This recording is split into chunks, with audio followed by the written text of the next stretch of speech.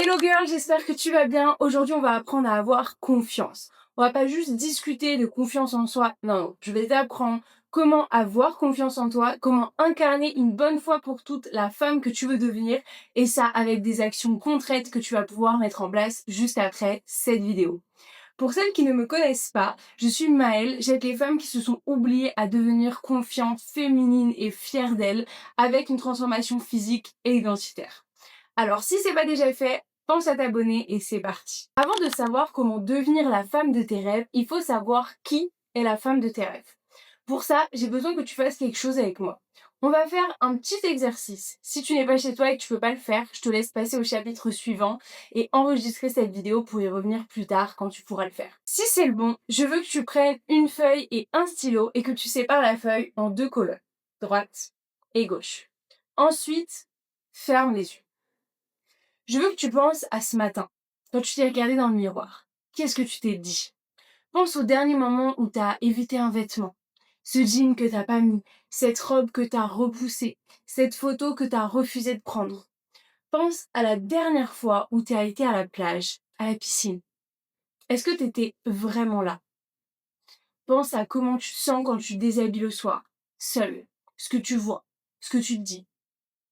Maintenant, ouvre les yeux. Je sais que c'est pas facile comme exercice, tu peux vraiment être fier de toi. Maintenant, prends la feuille de la colonne de gauche et écris ce que tu viens de ressentir. Comment tu te sens dans ton corps aujourd'hui? Ce que tu évites? Ce que tu te dis dans le miroir? Prends le temps. Sois honnête. Personne ne lit de toute façon ce que tu es en train d'écrire. Parfait. Maintenant, je veux qu'on passe à la suite et qu'on fasse un petit saut dans le temps. On est dans 6 mois. T'as mis tout ce qu'il fallait en place. T'as tenu tes engagements envers toi-même. T'as perdu du poids, le gras du ventre qui te dérange. Alors, tu te réveilles. Tu vas dans ta salle de bain. Visualise vraiment ta salle de bain. Tu te regardes dans le miroir. Cette fois, comment tu te sens? Qu'est-ce que tu vois? Ton ventre, par exemple, comment il est? Tu ouvres ton placard, tu choisis tes vêtements sans stresser, sans chercher qu'est-ce qui te cache. Qu'est-ce que tu mettrais cette fois-ci comme vêtement? Comment tu te sens en mettant ça? Ensuite, hop, on se retrouve à la plage. Tu sens qu'il fait chaud, tu sens le sable chaud sous tes pieds, tu retires ta robe, ton short, peu importe. Comment est ton maillot? Comment tu te sens? T'es là, t'es vraiment là, tu profites, tu penses pas à ton ventre. Maintenant, ouvre les yeux. Et sur la colonne de droite, écris qui est cette femme. Comment elle se sent, ce qu'elle fait différemment, quel mot elle utiliserait pour se décrire. Prends 2-3 minutes. Une fois que c'est fait, ouvre ton agenda. Genre maintenant, pas après. Je veux que tu prennes un rendez-vous avec toi-même. Dans exactement 6 mois. Donc, à la date où tu fais cette vidéo, dans 6 mois, tu prends un rendez-vous avec toi-même. Et tu écris, je suis devenue cette femme. Tu le fais maintenant, pendant que tu es encore dans cette étape d'introspection. Parce que dans 6 mois, tu vas l'ouvrir, tu vas le voir. Et il y aura 2 réalités possibles. La première, tu es la femme de la colonne de droite, celle que tu viens de visualiser, celle qui se regarde dans le miroir et qui est fière, celle qui profite de l'été sans se cacher, celle qui a tenu sa promesse envers elle-même. La deuxième option, tu es encore la femme de la colonne de gauche, avec 6 mois de plus.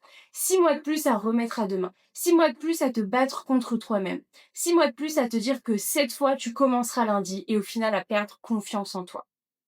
Ces 2 femmes ont eu les mêmes 15 semaines, les mêmes 106 jours, les mêmes matins, les mêmes soirées, les mêmes week-ends. Toutes les 2 ont eu exactement le même temps. Ce qui change, c'est ce qu'elles en ont fait. Et ça se décide maintenant. Pas demain, pas lundi prochain, maintenant. Maintenant, parlons confiance en soi. La confiance, c'est pas quelque chose de superflu avec lequel on est ou qu'on apprend en lisant des livres.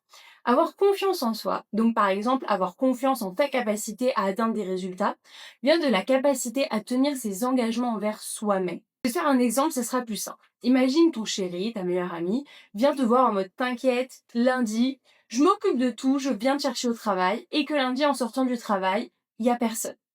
Ou qu'elle te dit promis, je m'occupe de réserver nos billets de train, et que tu te pointes à la gare, il y a 0 billet, il y a même personne. Honnêtement, est-ce que tu aurais confiance en cette personne? Non, parce qu'elle dit qu'elle va faire des choses et ne les fait pas. Et bien pour la perte de poids, c'est pareil. Comment est-ce que tu veux réussir à perdre du poids si déjà à la base tu ne te fais pas confiance pour y arriver? Comment est-ce que tu veux avoir confiance en ta capacité à y arriver si tu ne tiens pas tes engagements envers toi-même? Alors voilà comment on construit vraiment la confiance. C'est pas en attendant des résultats, c'est en accumulant des preuves.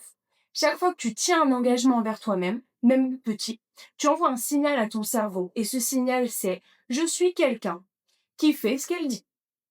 Tu as dit que tu allais marcher ce soir, tu l'as fait.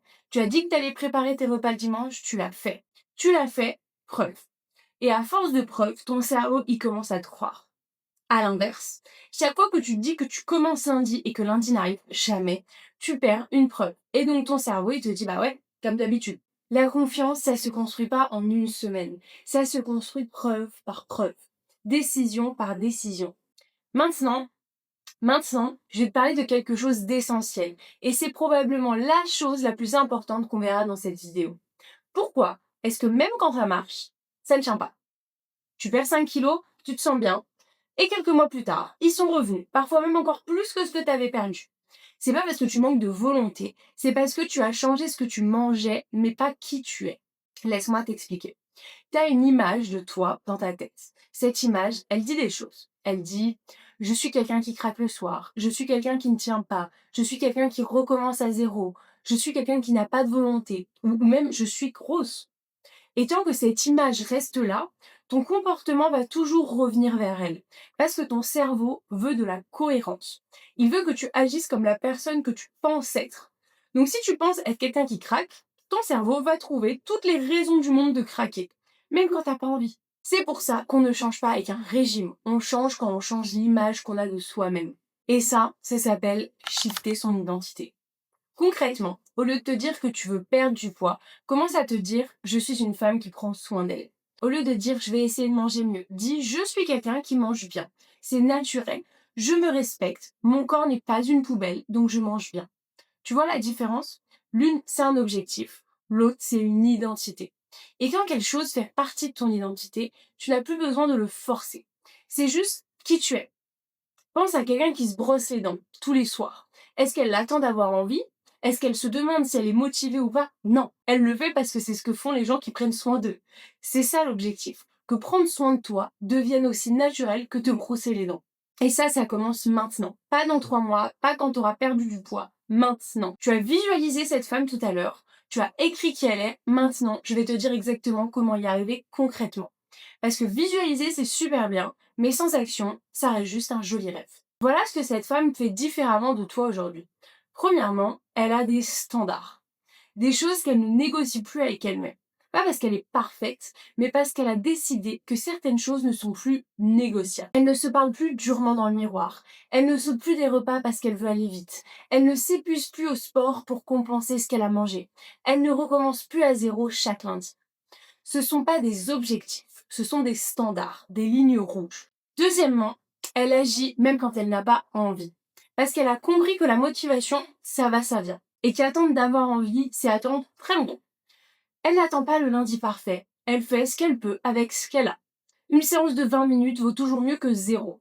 Un repas bien équilibré dans une semaine difficile, c'est une victoire. Troisièmement, et c'est peut-être le plus important, elle arrête d'attacher sa valeur à la balance. Elle ne se punit plus si elle a craqué. Elle ne se récompense plus si elle a bien mangé. Elle prend soin d'elle parce qu'elle se respecte, pas parce qu'elle veut mériter quelque chose. C'est ça la vraie transformation. Pas juste le ventre plat.